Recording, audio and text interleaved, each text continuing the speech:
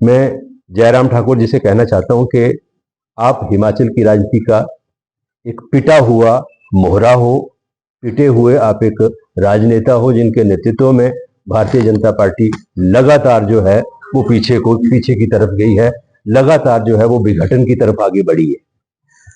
राजीव शुक्ला जी ने कहा कि भारतीय जनता पार्टी की मानसिकता रावण वाली मानसिकता है। जैसे रावण अपने उसमें साम्राज्य का विस्तार करना चाहते थे, वैसे भाजपा की जो सोच है वो भी पूरे देश के अंदर एक व्यक्ति का शासन हो, एक पार्टी का शासन हो, उस विचारधारा को लेकर चल रही है। बिल्कुल सही कहा। और मैं उससे 2 कदम आगे जाके कहना चाहता हूं कि भारतीय जनता पार्टी की निश्चित तौर पर जो मानसिकता, कार्यप्रणाली और भारतीय जनता पार्टी की जो तमाम नेता हैं उनकी जो कार्यप्रणाली है वो जैसे रावण के 10 सिर होते थे, 10 मुख होते थे, इनके भी ये भी दशानन है।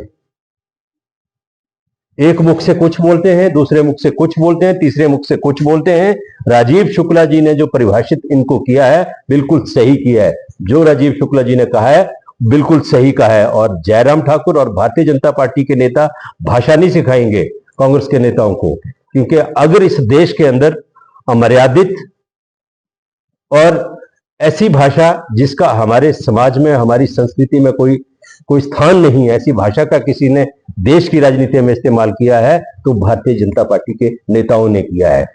हमारी जो जनसभा थी उस जनसभा में हमारे चाहे मुख्यमंत्री थे, चाहे हमारे प्रभारी थे, चाहे उप मुख्यमंत्री थे, तमाम नेताओं ने तथ्यों के ऊपर आधारित बातें जो हैं वो हिमाचल प्रदेश की राजनीति और देश की राजनीति के संदर्भ में की हैं।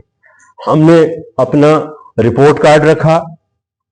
भारतीय जनता पार्टी की परेशानी ये है आज हिमाचल प्रदेश के अंदर जो आरोप लगाने का इन्होंने सिलसिला शुरू किया है कि इनकी जितनी भी प्रयास रहे, जितनी भी कोशिशें रही, चाहे वो सरकार को अस्थिर करने थी, सरकार को बदनाम करने की थी, कोई षड्यंत्र दूसरी तरह हर तरह के षड्यंत्र करने की थी, सारी कोशिशें इन 2 वर्षों में भारतीय जनता पार्टी के नेताओं की असफल रही हैं।